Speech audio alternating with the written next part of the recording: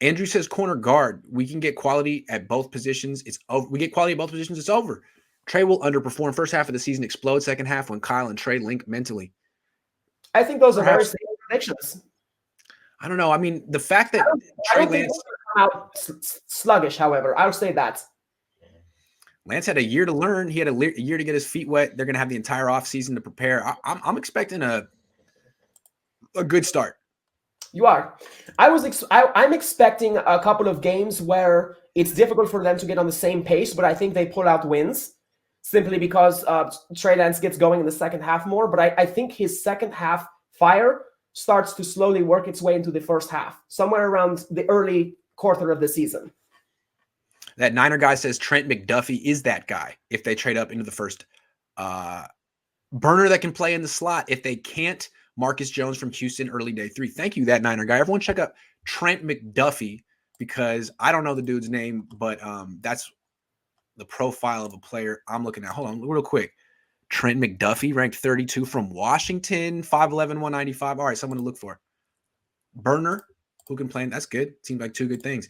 Damian Jasso says maybe one of the reasons Jed went to practice when the Niners were 3-5. It was his dad, by the way, was to tell Kyle to keep Jimmy as a starter. Even Kyle was ready to put in Trey, and even he even said it in one of his conferences. What do you think?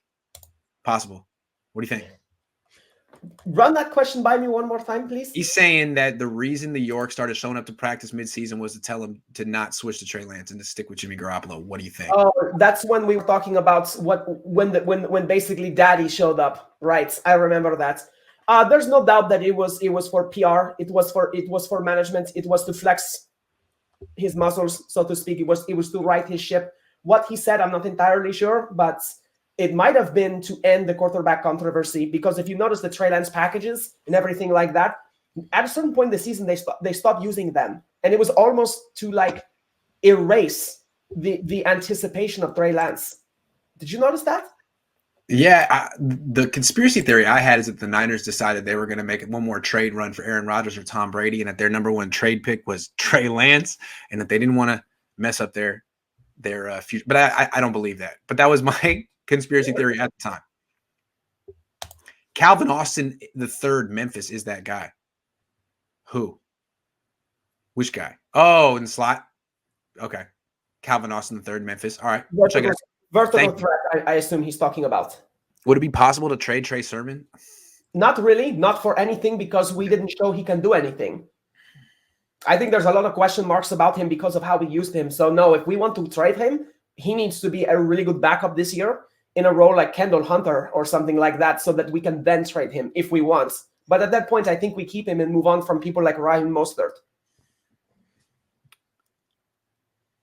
This guy says bring in John Ross. Former Bengal? Is that? Yeah. That's been a while. He was college teammates with Dante Pettis, and really, frankly, isn't that much better than Pettis. I would say no.